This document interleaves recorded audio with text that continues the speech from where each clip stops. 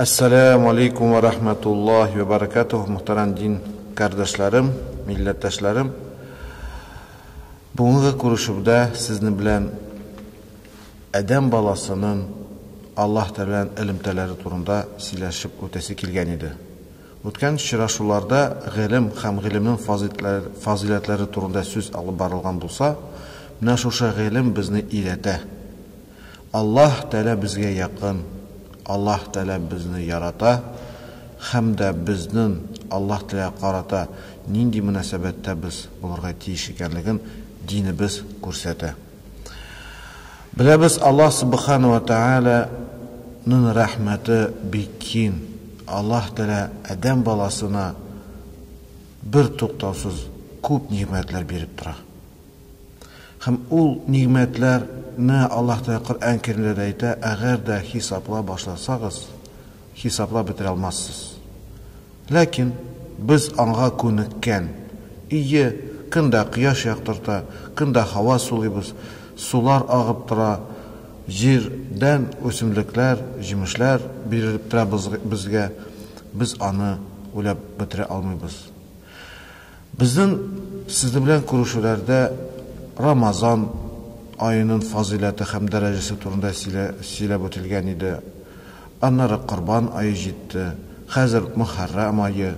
Muharram oyining Ashura kunlari o'tdi. Roza tutildi. Ya'ni qarasak, mana shu vaqtlar, maxsus bo'lgan vaqtlar ham yerlar bor ibodat uchun. Lekin payg'ambarimiz aytadi sallallohu alayhi vasallam, ittaqulloha haythuma kuntum.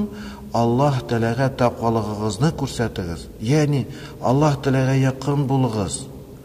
Allah Teala'ning qo'shqani o'zgartmisha o'tagiz.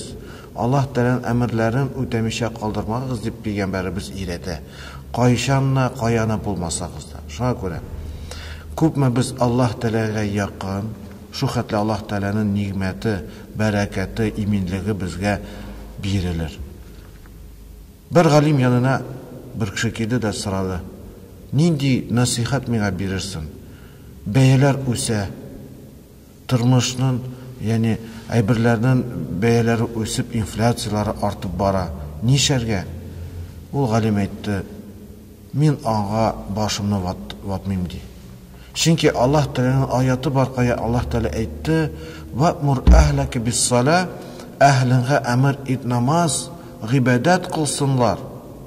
Vastabir alayha, o'zindan sabr bo'l ibodat qilganda, la nas'aluka rizqan, biz sendan rizq so'ramaymiz.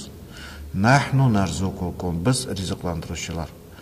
Ham g'alim aytdi, mana qara bu oyatda Alloh taolo aytdi, ham amr etdi menga ibodat qilirga, bu mening vazifam, bu mening burishim, Alloh taolaning burishi meni rizqlantirga.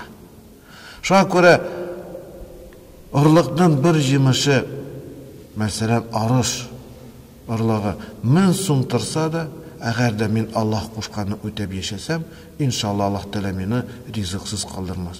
Mana buni biz unutmaylik jamoat. Iyi, bizdan tura kasb etirga, ishlarga, lekin ishga kirib dunyoni qo'yib yashab bo'lmay, oxirati biz ishida ularga tegishmiz. Chunki Alloh taolaning kitabında aytilar, "Va ma tuqaddimu li anfusikum min khayrin tajiduhu indallahi huwa khayr va a'zama ajra."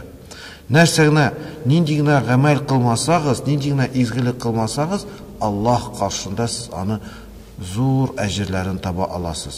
Shunga ko'ra biz namunda Alloh qo'shqanini bilsak, ani o'tasak, shin ixlos ko'ngil bilan bizning demak turmushimiz yengil bo'lar inshaalloh.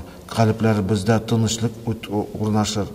Bu haqda Alloh taolo aytadi Qur'on Karimda, "Ala bi zikrillahi tatma'innul qulub", Alloh taolani esga olib bilan yuraklarga tinchlik o'rnashmaymi? Albatta o'rnasha.